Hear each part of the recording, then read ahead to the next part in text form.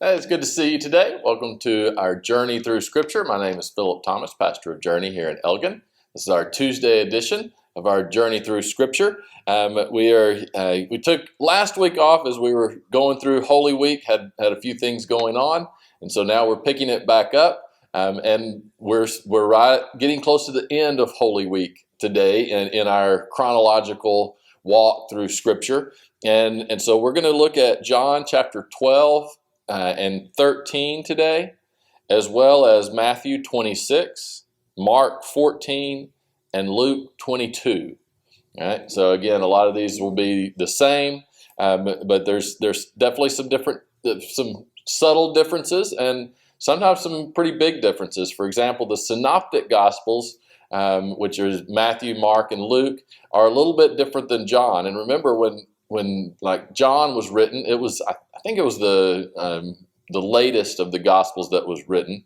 Again, it was written kind of as a message, as a sermon in a sense. These are not written like as a historical record. They're written to share the message of Christ as well as tell about the historical things that he did. And so the timing on the last week is a little bit different from the Synoptics to the Gospel of John. But again, those are small things that really are insignificant as far as the validity of what happened. They are just told from different perspectives for different purposes, but they still give us a unbelievably, of course, I believe accurate, but a detailed account of what happened, and we see so many interactions on that last week that just teach us so much about who Christ is and what he desires for us. So let's look at John chapter 12. This is kind of, John doesn't spend a lot of time between the triumphal entry and then the Last Supper. There's not a whole lot of time spent there. The Synoptic Gospels, remember, we've had lots of interactions with the religious leaders. There's been tension that has been building. Jesus has done a few miracles. All of that stuff has been going on. John doesn't spend much time on that. He kind of quickly goes to the Last Supper, but he does have Jesus discussing and talking and just kind of having a soliloquy, if you will. John chapter 12, verses 20 through 50. Jesus predicts his death on the cross. It says, verse 27, "Now my soul is troubled, and what shall I say? Father, save me from this hour, but for this purpose I came to this hour. Father, glorify your name." And then a voice from heaven saying, "I have been both glorified. I have both glorified it and will glorify it again." So this interaction that Jesus has, it's confirmation of what he is there to do. But John, again, we see it in all the Gospels. Jesus is starting to. You can feel the tension within him of knowing what he's going to have to go through. John chapter 12 also connects back to Isaiah. Verse 39, it says, "Therefore they could not believe, because Isaiah said again, he has blinded their eyes and hardened their hearts, lest they should see with their eyes, lest they should understand with their hearts, and turn, so that I should heal them. These things Isaiah said when he saw his glory and spoke of them." Then verse 42, "Nevertheless, even among the rulers, many believed in him." All right. So what this is, Isaiah prophesied that there would be many who would miss the Messiah, who would not believe. And what John is writing down here is that is happening. However, he acknowledges, and I think this is an important thought here, that even among the rulers, many believed him, but because of the Pharisees, they did not confess him, lest they should be put out of the synagogue, for they loved the praise of men more than the praise of God. Right? So there were many people, even in leadership and prominent positions, who kind of believed that this Jesus was who he said, but they wouldn't openly support him. They wouldn't come out and say that because they were worried about the ramifications, about what the world would do them. They desired praise of men more than praise of God. I believe we're seeing a ton of this in our society today, that there are many people who do not speak out on some of the societal issues that are happening because of a fear of the repercussions. And there are some real repercussions, and you have to speak out in a wise way. But I think that one of the reasons that our society is where we are is because as the church and as Christians, many times we don't speak out because we're more fearful of what the world thinks of us than standing up for the things of God. And then it continues to say, Jesus cried out and said, this is verse 44, "He who believes in me believes not in me, but in him who sent me. And he who sees me sees him who sent me. I have come as a light into the world, that whoever believes in me should not abide in the darkness." All right, so again, John is big on the light and the dark aspect all the way from John chapter 1, right? The light has entered into the world. Then we get to Matthew 26, Mark 14, Luke 22. We have the plot to kill Jesus. Matthew 26, verse 3. The chief priests and scribes and elders assembled at the place of the high priest, who was called Caiaphas, and plotted to take Jesus by trickery and kill him. But they said, "Not during the feast, lest there be an uproar among the people." So they're planning this out. They want the Passover feast to happen before they take Jesus. Then we have Jesus being anointed in Matthew. This is portrayed differently. It could be different places. Matthew and Mark probably are talking about the same one. Luke does this earlier in his Gospels, so it very easily could have happened more than once. But basically, Jesus's feet are washed and clean with perfume, and the disciples are upset, especially Judas. And Jesus says, "The poor you will always have with me. Do not chastise this woman. She is preparing me for burial." It's after this that Judas, verse 14 of Matthew 26. Judas Iscariot went to the chief priest, said, "What are you willing to give me if I deliver him to you?" And they counted out 30 pieces of silver. So from that time, he sought opportunity to betray him. So again, we don't fully understand and know Judas's motivation, but it does happen. It seems to happen after this incident where a lot of money is spent on washing Jesus' feet with the perfume, and then Jesus says, "They're preparing me for my burial." And Judas is like, man, if he's going to die and be buried, then that means he's not the Messiah. And all of a sudden, Judas, he starts questioning that, because he can't understand it. So he allows his not being able to understand what Jesus is doing to overcome his trust in Jesus.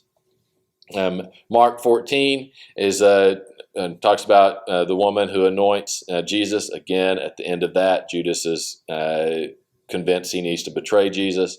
Luke 22 is the betrayal of Judas. Again, it specifically says, verse 3, "Then Satan entered Judas, surnamed Iscariot, who was numbered among the 12. So he went away and conferred with the chief priests and captains how he might betray them." Again, that's, he uses that spiritual warfare type of language, that Satan entered into him. Again, this is, the other two accounts don't say that. So Judas is opening that door to that temptation, and so now he is actually doing the work of Satan. As we continue in Matthew 26, Mark 14, Luke 22, and then John 13, we get to the Passover. We get to that last meal that Jesus shares with the disciples. Chapter 26 of Matthew, verse 23 says, "He answered and said, He who dipped his hand with me in the dish will betray me. The Son of Man indeed goes just as is written. But woe to that man whom the Son of Man has betrayed. It would have been good for that man if he had not been born. Then Judas, who was betraying him, answered and said, Rabbi, is it I? He said, you have said it. So there's this interesting interaction, and we don't know exactly how that played out, but clearly Jesus was letting them know that there was someone who was going to betray him, that it was Judas, but it was kind of done in a way where there was a little bit of confusion. What makes this even worse is that they were having a meal together. Sharing a meal together was a sign of trust, and so breaking that was even added to the treachery, if you will, of what Judas is doing. It's also at this time where we see Jesus change the idea of what the Passover meal is, or add to it.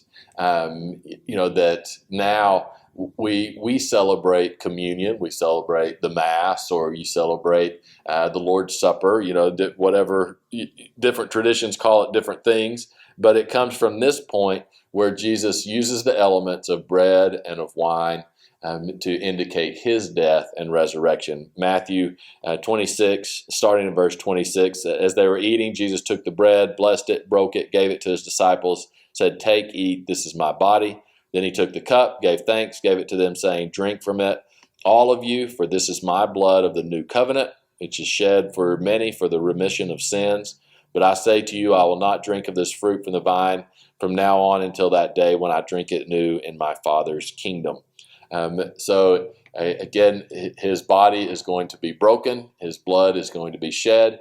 That would have probably been whenever they were celebrating and kind of toasting, if you will, to the cup of redemption. There would have been 4 cups that were used during the Passover meal.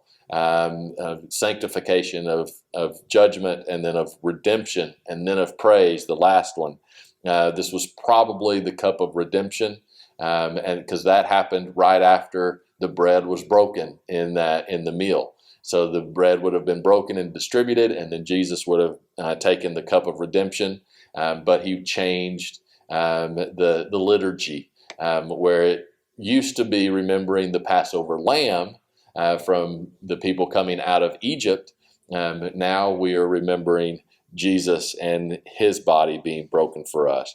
Mark 14, 12 through 25 has Jesus celebrating the Passover. Again, Judas is implicated. Luke chapter 22, 7 through 30 is the Last Supper. And then at the end of Luke chapter 22, you have the disciples arguing about who's going to be the greatest. And Jesus says, the king of the Gentiles exercises lordship over them, and those who exercise authority over them are called benefactors, but not so among you. On the contrary, he who is greatest among you, let him be as the younger, he who governs as he who serves. For who is greater, he who sits at the table or he who serves? It is not he who sits at the table, yet I am among you as the one who serves. So Jesus, again, giving a different way of serving, a different understanding of what that means. John 13, 18 through 30, it talks about Jesus identifying, again, Judas as his betrayer. Then the rest of John chapter 13 has Jesus washing the disciples' feet. There was a ceremonial hand washing that was normal, but Jesus extended that to washing the disciples' feet in John chapter 13. Of course, Peter says, no, you're not going to wash my feet. But Jesus says, you have to let me. He says, verse 9, Simon Peter said, Lord, not my feet, verse 7 said, what I am doing, you do not understand now, but you will know after this. He said, you shall never wash my feet. Jesus answered him, if I do not wash you, you have no part with me. So Simon said, Lord, not my feet only, but also my hands and my head. So, Peter in his exuberance, right? However, we also know that very soon Peter is going to betray, or not betray, but is going to deny that he knows Jesus. The end of John 13 has the new commandment. Jesus says, verse 34, "A new commandment I give you, that you should love one another as I have loved you, that you also love one another. By this, all will know that you are my disciples, if you have love for one another." And then to finish out, Matthew 26, Mark 14, Luke 22, and also the very end of John 13. This is where they have now finished the meal. They're headed to the Mount of Olives, so soon Jesus is going to be arrested. Peter, Jesus again, he says, you are going to be scattered. Matthew 26, verse 31, Jesus said to them, "All of you will be made to stumble because of me this night. For it is written, I will strike the shepherd, and the sheep of the flock will be scattered." So that's another Old Testament reference to Zechariah. But then after I have been raised, I will go before you to Galilee. And then Peter jumps in and says, "Even if all are made to stumble, I will never be made to stumble." And Jesus says, "You will deny me 3 times before the rooster crows." Same thing in Mark chapter 14, 26 through 31. Luke 22, 31 through 38. Again, it attributes that Satan is using Peter, is tempting Peter with these thoughts in an effort to weaken Jesus. And in Luke, it actually, the conversation continues. Jesus talks to them, "Hey, did you need anything whenever I sent you on the road?" And they said, "No, nothing." This was interesting. In verse 36, he said, "But now he who has a money bag, let him take it, and likewise a knapsack. He who has no sword, let him sell his garment and buy one.